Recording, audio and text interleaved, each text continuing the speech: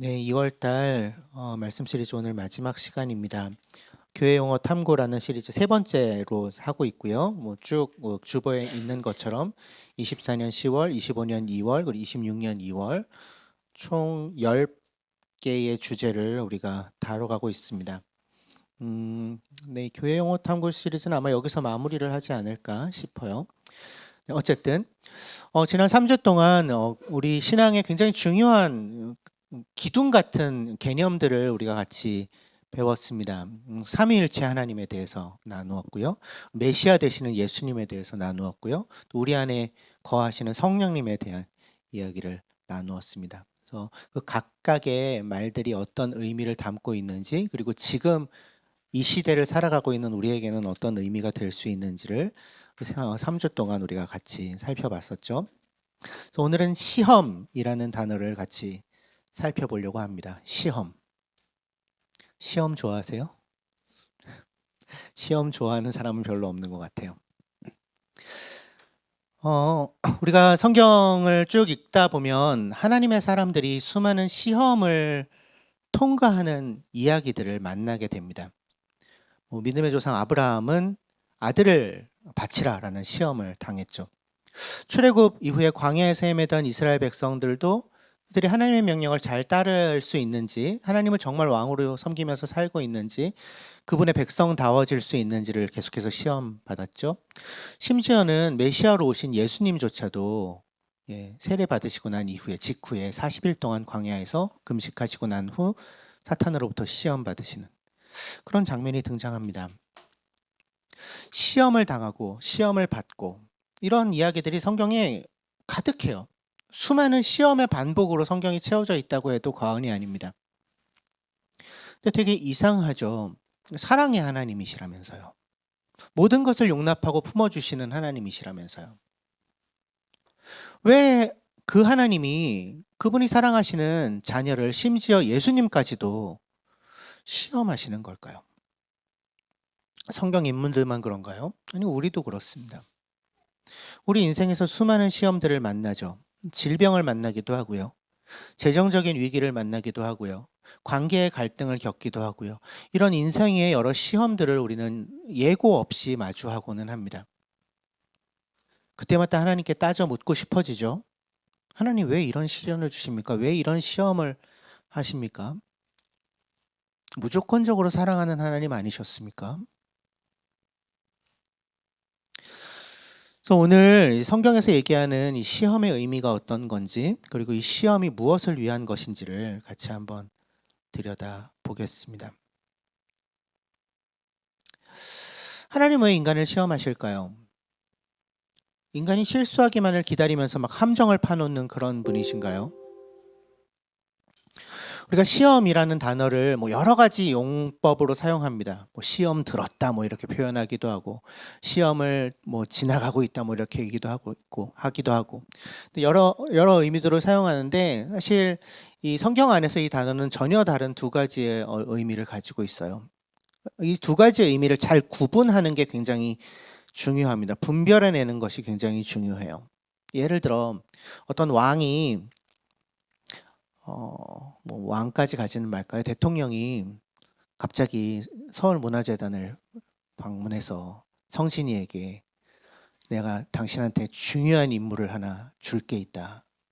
이재명 대통령이 와서 갑자기 그랬다고 칩시다. 그럴 일은 거의 없지만 그랬다고 쳐요. 중요한 임무를 정말로 맡기려고 부른 거예요. 특별히. 근데 왕은 그 전에 그 임무를 성진이가 할 수 있는지 없는지를 확인하고 싶을 거예요. 당연히. 그렇죠? 그래서 무언가 네가 일단 이 과제를 한번 해봐. 그래서 너의 능력을 한번 입증해봐. 그러면 정말 너에게 나와 함께 일할 수 있는 어떤 기회를 줄 거야. 이때 그 대통령이 성신에게 주는 과제는 일종의 시험인데, 동시에 이 성진이를 그와 함께 일하는 동역자로, 파트너로 세우기 위한 기회를 주는 것이기도 합니다. 반대로 대통령으로 괜히 했다. 왕으로 할 걸. 반역자가 있다고 해봅시다. 네. 근데 반역자도 뭔가 이렇게 어떤 상황을 제시해요. 그런데 그 반역자의 목적은 달라요. 그 대통령이 가지고 왕으로 합시다. 다시 돌아가겠습니다. 왕이 가지고 있는 목적은 그의 동역자, 그의 어떤 파트너를 세우기 위한 것이라면 이 반역자의 목적은 그 왕의 계획을 실패하게 하고 왕의 뜻을 어기게 만들고 이제 그러는 데에 있을 거예요. 그건 그래서 덫이 되는 거죠. 시험이 아니고. 그래서 기회냐 덫이냐 그 기준으로 이제 분별할 수가 있습니다. 근데 그것을 분별하기 위한 세 가지 정도의 틀이 있어요. 첫 번째는 의도입니다. 이것이 하나님이 주시는 시험인가 아니면 반역자의 덫인가를 알아보려면 의도를 먼저 봐야 돼요.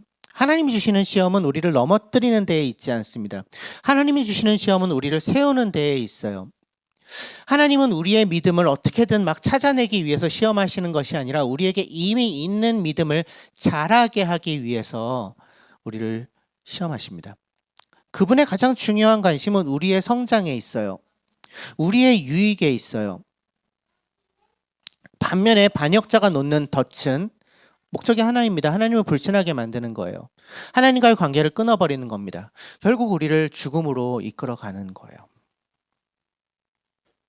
두 번째 기준은 초점입니다. 하나님의 시험은 우리의 시선을 하나님께 돌리게끔 합니다. 초점을 하나님께 맞추게 해요.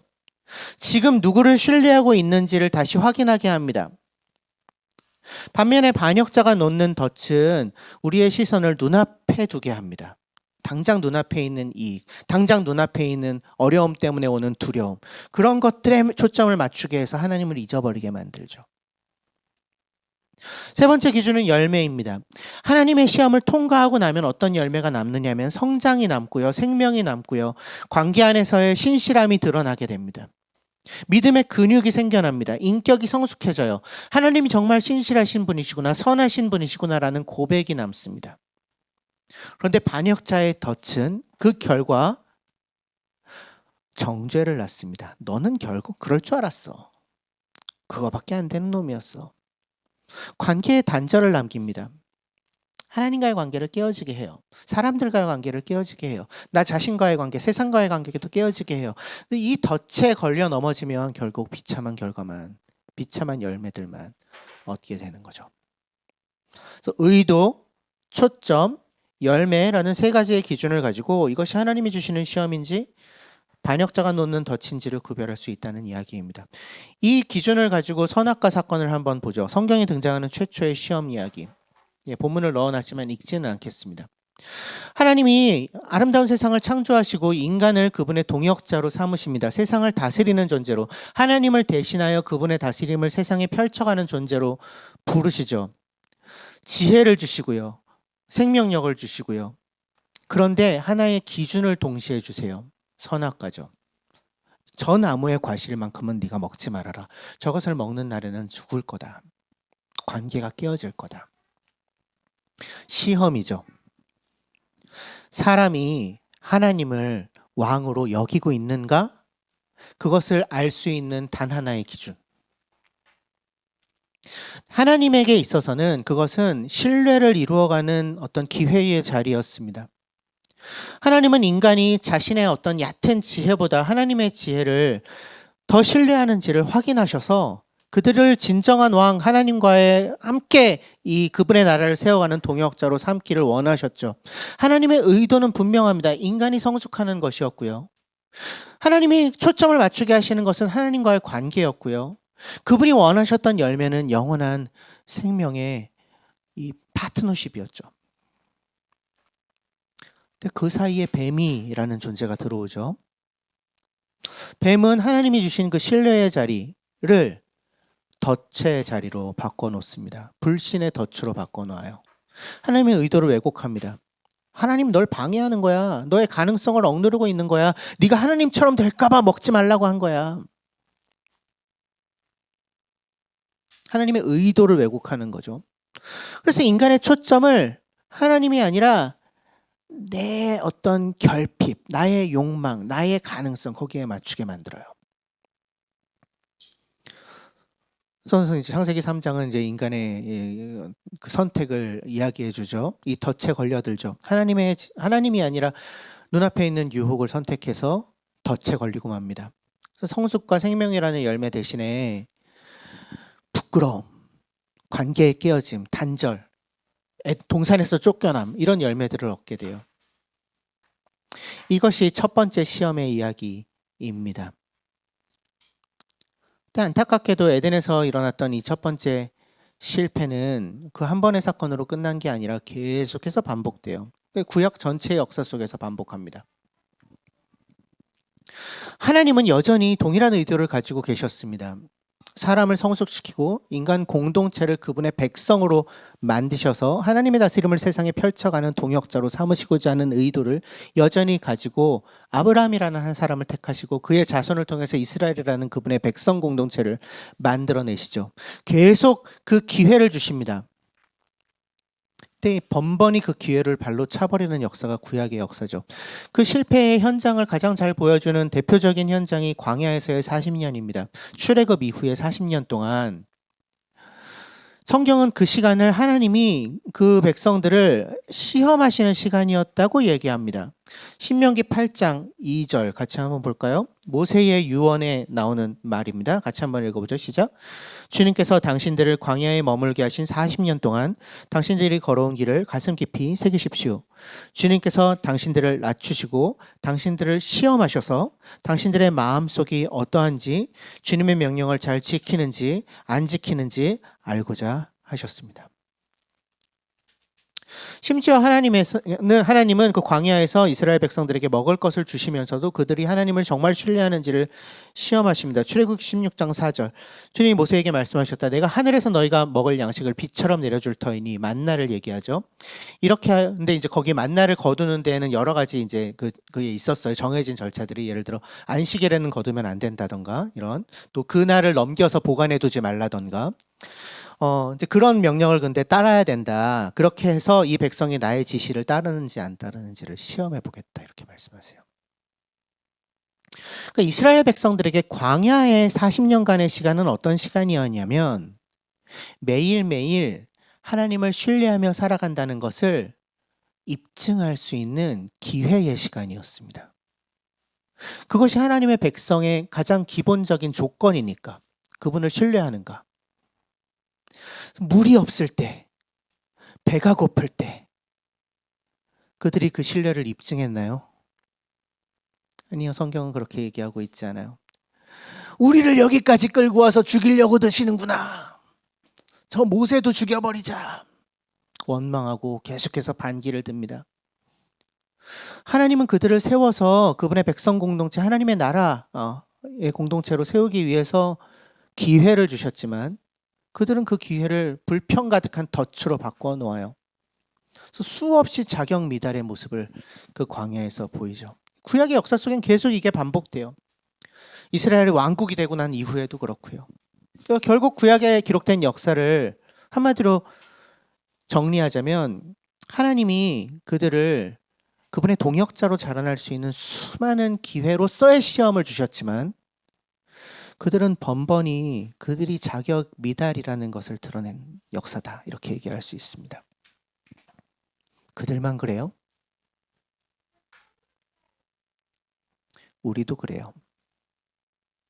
그들이 뱀의 유혹을 이길 힘이 없었던 것처럼 우리도 그 유혹을, 그 덫을 이겨낼 힘이 없다는 것을 계속해서 확인하면서 살아요.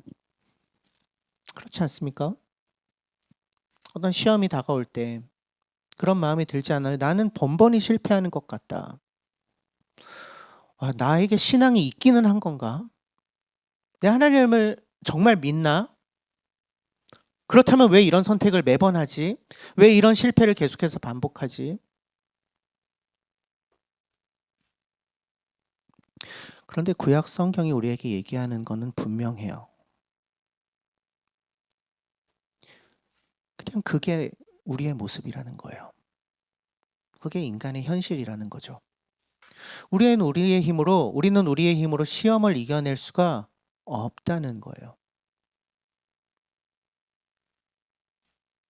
그럼 어떡하죠? 하나님은 우리를 동역자로 세우기를 원하신다는데, 그래서 그것을 그 자격을 입증할 수 있는 기회로서의 시험을 허락하신다는데, 근데 우리가 그 시험을 이겨낼 힘이 없다면, 그 시험을 통과할 가능성이 없다면 그 하나님의 계획은, 하나님의 의도는 그냥 물거품처럼 사라지고 마는 것입니까? 실패로 끝난 것인가요? 성경이 어떻게 얘기하죠? 그렇지 않다고 얘기하죠. 우리의 힘으로는 그 시험을 통과할 수 없는 것을 확인한 이후에 그 실패의 자리에 하나님이 우리를 그냥 내버려 두지 않으셨다고 성경은 이야기하죠. 야, 다음번엔 더 잘해봐. 이러지 않으신다는 겁니다. 하나님 어떻게 하십니까? 그 시험의 한복판으로 직접 들어오십니다. 우리의 자리로 오십니다. 그 실패한 자리로 오세요. 우리 대신 그 시험을 치르시고 그 시험을 통과할 분으로 오세요. 그분이 예수 그리스도시죠. 예수님의 공생애가 아까 얘기했듯이 시험 받으시는 걸로 시작합니다. 마태복음 4장 1절과 2절 같이 한번 읽어볼까요? 시작. 그 즈음에 예수께서 성령에 이끌어 광야로 가셔서 악마에게 시험을 받으셨다. 예수께서 밤낮 40일을 금식하시니 시장하셨다. 이 뒤에 이야기를 아는 분들이 많이 계시죠? 사탄이 어떻게 예수님께 덫을 놓습니까? 야, 너 배고프잖아. 너 근데 능력 있잖아. 여기 있는 돌들로 빵이 되게 해. 그렇게 해봐. 기적을 일으켜봐. 그래서 먹어. 당장 배고프면 채워야지.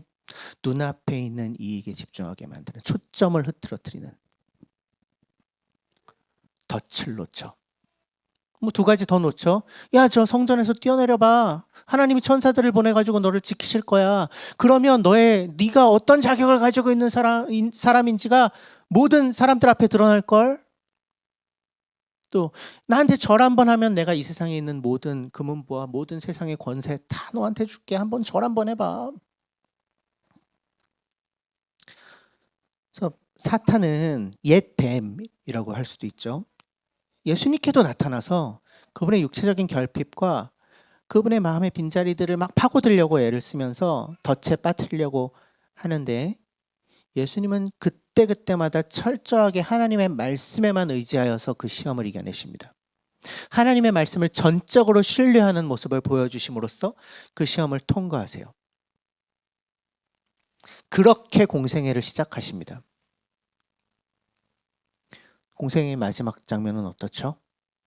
우리는 겟세마네 동산에서 기도하시는 예수님을 만납니다. 마태복음 26장 39절. 돌아가시기 전날 밤에 예수님이 하나님께 간절히 기도하시죠. 같이 한번 읽어보죠. 시작. 예수께서 얼굴을 땅에 대고 엎드려서 이렇게 기도하셨다. 나의 아버지, 하실 수만 있으면 이 잔을 내게서 지나가게 해주십시오. 그러나 내 뜻대로 하지 마시고 아버지의 뜻대로 하십시오. 제자들도 그 자리로 불러가셔서 야, 시험에 들지 않게 기도해라 뭐 이런 말씀도 하시고 하시는데, 정작 이 시험을 당하시는 당사자는 사실은 예수님이었죠. 땀이 막 너무 막 이게 핏방울이 섞여서 들어갈 정도로 마음을 쏟아가지고 기도하셨다고 성경은 기록하고 있어요. 예수님 십자가를 즐거운 마음으로 룰루랄라지지 않으셨어요. 그 고통스러운 죽음, 십자가 죽음이 어떤 거인지에 대해서 뭐 나중에 더 자세하게 얘기할 필요가 있을 것 같은데, 어쨌든 그 고통스러운 죽음을 가능하면 피하고 싶으셨다고요. 겟세마네에서 그래서 기도하신 거예요. 이 잔을 하실 수만 있으면 내가 좀 피할 수 있게 좀 해주십시오. 저도 그렇게 죽고 싶지는 않아요. 그렇게 고통스럽고 그렇게 치욕스러운 죽음을 죽고 싶지는 않아요. 이 자리가 시험의 자리였던 거죠. 옛 뱀이 다시 예수님을 시험하는 자리였겠죠. 십자가를 피하라. 너 자신의 생명을 구해라. 그렇게까지 할 필요는 없지 않니? 그런데 예수님이 그 기도를 어떻게 마무리하십니까? 그러나 내 뜻대로 하지 마시고 아버지의 뜻대로 이루어 주십시오. 자신의 의지가 아니라, 자기의 뜻이 아니라, 자기의 안위가 아니라 하나님의 뜻을 앞에 놓으십니다. 하나님을 신뢰하기를 선택하세요. 그렇게 그분의 시험을 통과하시죠. 지난주에 우리가 나누었던 지지난주죠. 두 번째 주에 메시아에서 나누었던 뱀의 머리를 짓밟는 자로서의 그 최종적인 승리. 이것은 예수님이 겟세마네와 십자가라는 그 최종적인 시험을 통과하셨기 때문에 가능한 일이었습니다. 모든 인류가 실패한 그 시험의 자리를 예수님이 우리를 대신해서 통과하신 것입니다. 모든 시험에서 최종적인 승리를 100점을 이루어내신 것입니다. 근데 중요한 건 그 예수님이 통과하신 시험이 우리에게 어떤 영향력을 미치고 있느냐입니다. 그분이 가지고 오신 그 시험의 승리가 오늘 우리의 시험을 어떻게 바꿔놓는가죠. 늘 이야기하는 것처럼 그 예수님이 오심으로 인해서 하나님 나라가 선명하게 시작되었습니다. 이 땅 가운데 임하였습니다. 예수 그리스도의 죽으심과 그분의 부활하심으로 인해서 하나님의 나라의 최종적인 승리가 이미 확정되었어요. 이미. 그러나 아직 그 나라가 완성되어 임하지는 않았죠. 그리스도의 날이 오지는 않았죠. 이미 시작되지만 아직 완성되지 않은 그 하나님 나라의 중간길을 우리는 살아가고 있다고 수도 없이 반복해서 이야기하고 있습니다. 그럼 그 중간길을 살아가는 하나님 나라 백성들에게 그들의 시험을 당하는 것은 당연한 일입니다. 매일매일 크고 작은 시험을 마주하며 살아가는 것은 당연한 일이에요. 예수님이 그것 확인하십니다. 당신을 따르는 모든 자들이 하나님을 굉장히 급진적으로 신뢰해야만 하는 시험을 계속해서 통과해야 될 것이라고, 마주하게 될 것이라고. 내가 지는 것 같은 십자가를, 각자 자기 십자가를 지고 나를 따라와야 될 것이라고. 그 시험은 굉장히 고통스럽기도 하고 때로는 벅차게 느껴지기도 하는 것이지만 기억하십시오. 그리스도께서 그 시험의 의미를 완전히 바꾸어 놓으셨습니다. 우리가 그리스도 안에 있기 때문에 시험의 의미가 달라졌어요. 예수 그리스도를 알지 못할 때 당하는 어려움과 시험들은 실패하면 끝장나는 마치 심판과 같은 것처럼 여겨지는 것이었다면 이제는 아닙니다. 예수님이 궁극적인 시험을 이미 통과하셨기 때문에 우리의 시험은 더 이상 우리를 망하게 하고 파멸시키는 자리가 아닙니다. 그럴 수가 없습니다. 우리는 정죄당하지 않기 위해 시험을 통과하지 않습니다. 이제는 더 이상. 우리는 이미 우리가 확보한 승리 안에서 자라가기 위해 시험을 통과합니다. 시험은 더 이상 우리에게 덫으로 작용할 수가 없습니다. 예수께서 그 덫을 이미 파괴하셨습니다. 그렇기 때문에 이 시험은 우리를 더 성장하게 만들고 단단하게 하고 하나님과의 신뢰를 자라가게 만드는 기회로서만 작동합니다. 올림픽을 지금 치르고 있죠. 올림픽을 준비하는 국가대표 선수들이 매일같이 체력 단련을 합니다. 그러면서 점점 더 강한, 더 실력 있는 선수가 되어가죠. 마치 그런 것처럼 하나님이 우리를 단련시키고 계십니다. 그분과 함께 그분의 나라를 다스리는 하나님의 동역자로서의 모습을 갖춰가게 하시려고. 지금 우리가 경험하는 시험 가운데에 겪는 고통들은, 근육통들은 결국 올림픽의 그 포디움에서처럼 영광스러운 놀라운 선물로 바뀌게 될 것입니다.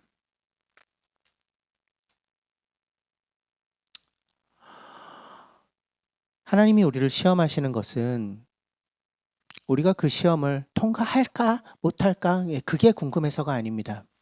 하나님 이미 알고 계세요. 정보를 얻기 위해 우리를 시험하시지 않아요. 하나님이 우리에게 주시는 시험은 우리를 빚어가고 단련하기 위함입니다. 시편 26편 2절 같이 한번 읽어볼까요?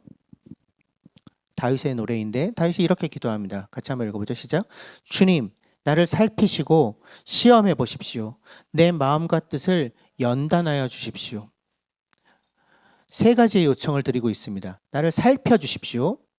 시험해 보십시오. 연단해 주십시오. 여기서 살피다로 번역된 단어, 히브리어 단어가 바한인데요. 재련소에서 금이나 은을 그 순도를 확인하기 위해 정밀하게 들여다보고 조사할 때 쓰는 말이에요. 대장장이들이 쓰는 말이라는 얘기예요. 그리고 마지막에 있는 연단하다라는 말도 마찬가지죠. 불순물을 태우는 재련. 순수한 금속을 얻어내는 그 과정을 의미하는 단어죠.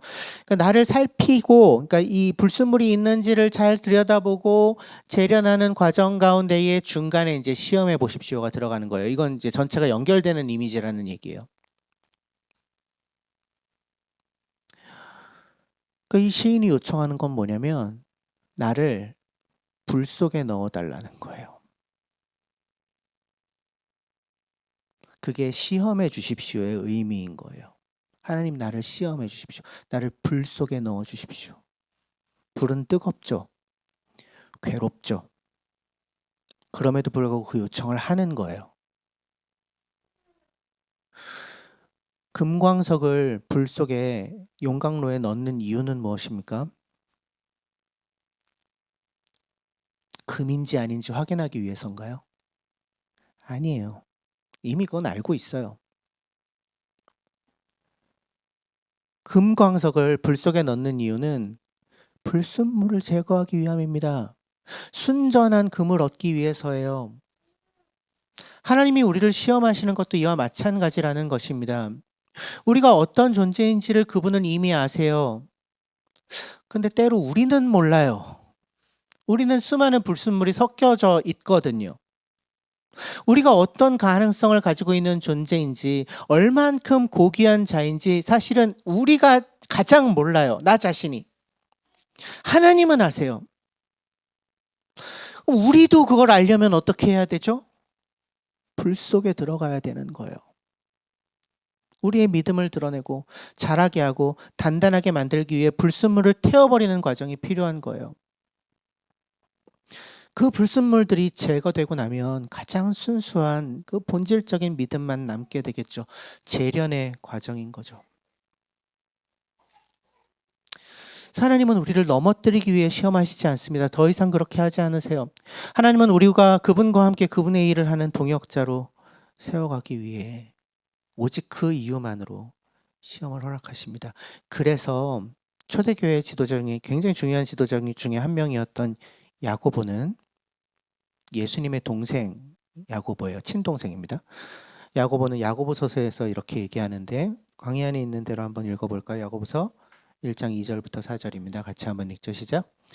나의 형제자매 여러분, 여러분이 여러 가지 시험에 빠질 때에 그것을 더할 나위 없는 기쁨으로 생각하십시오. 믿음의 시련이 인내를 낳는다는 것을 알고 있습니다. 여러분은 인내력을 충분히 발휘하십시오.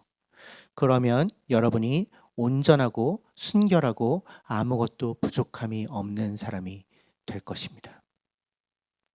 시험에 빠지면 슬프고 괴로운데 기뻐하래요. 더할 나위 없는 기쁨으로 여기래요. 왜? 그 시험이 나를 어디로 이끌어가는지를 이미 알기 때문에 기쁨이 될 수 있는 거겠죠. 나를 예수님을 닮아가는 존재로, 더 깨끗한 존재로 만들어가기 위해 이 시험을 통과하게 하신다는 것을 알기 때문에. 그래서 우리가 겪는 고난과 갈등과 내면의 씨름들, 그 모든 시험들은 우리 안에 있는 불순물을 그 과정 가운데에 제거하고 우리를 더 신실한 하나님의 동역자로 성장시키기 위한 것이라는 것을 알고 있다면, 그렇다면 그 시험이 더할 나위 없는 기쁨이 될 수 있는 거죠. 그 시험을 우리가 혼자 통과하지 않습니다. 바로 지난주에 다루었던 성령님이 우리와 함께 하시죠.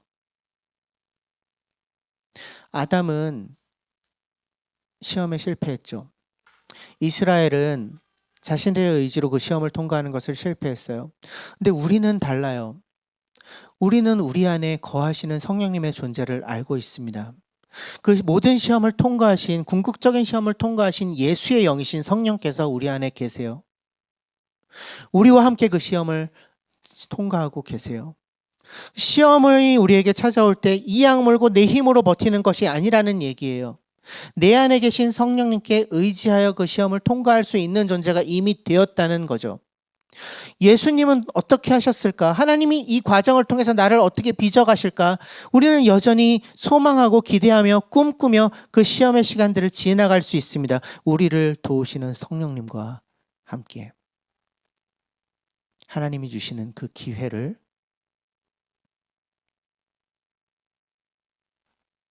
가장 최선의 열매를 맺는 시간으로 만들어갈 수 있습니다.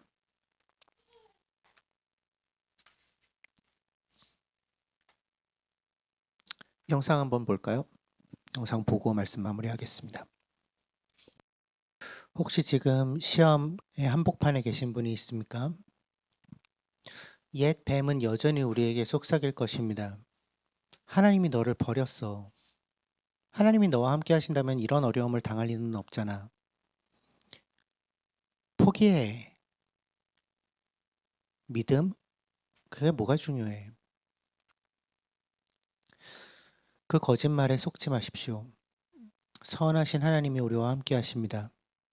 우리가 당하는 모든 어려움은 우리를 넘어뜨리기 위한 것이 아니라 우리를 세우기 위하여 그분이 허락하시는 것입니다. 삼위일체이신 하나님, 그 사랑의 관계로서 존재하시는 하나님이 우리를 그 관계로 부르셨고, 메시아 되시는 예수님이 뱀의 머리를 짓밟고 그 시험을 대신 통과하셨고, 성령님은 그 시험을 이길 힘을 우리에게 계속해서 공급하고 계십니다. 우리 안에 거하십니다. 그렇기 때문에 지금 우리가 겪는 그 모든 시험들은 우리가 하나님의 신실한 동역자라는 것을 증명해낼 수 있는 기회가 됩니다. 나의 지혜보다 하나님의 지혜를 더 신뢰할 수 있는 기회입니다. 나의 뜻보다 하나님의 뜻을 더 강하게 붙잡을 수 있는 기회입니다. 나의 유익보다 하나님이 나에게 맡겨주신 이웃의 유익을 더 중요하게 여기며 그를 사랑할 수 있는 기회입니다. 악으로 악을 갚지 않고 선으로 악을 이길 수 있는, 말씀대로 살아갈 수 있는 기회입니다. 예수님이 우리가 처를 시험의 자리에서 그 모든 시험을 이미 통과하셨기 때문에 최종적인 승리는 이미 우리의 것입니다. 우리는 완성되어 임할 그 나라를 기다리고 살아가고 있는 사람들이죠. 아직 그 나라가 다 이루어지지는 않았지만 우리는 이미 완성되어 임할 그 나라에 속한 자들입니다. 그렇기 때문에 우리는 그 어떤 시험 속에서도 소망을 품을 수 있습니다. 이번 한 주 우리의 삶 가운데 찾아오는 여러 어려운 상황들 속에서 그 모든 시험 속에서 뱀이 놓은 덫을 피하고 하나님이 주시는 기회를 붙잡으십시오. 우리의 삶을 통해 하나님의 지혜와 하나님의 선하심이 세상 가운데 입증될 수 있는 선택들을 하십시오. 그렇게 그 시험을 통해 재련되어서 순결한 순금처럼 깨끗한 모습으로 하나님 앞에 나서게 되는 저와 여러분이 되기를 간절히 소망합니다. 1분 동안 침묵하겠습니다.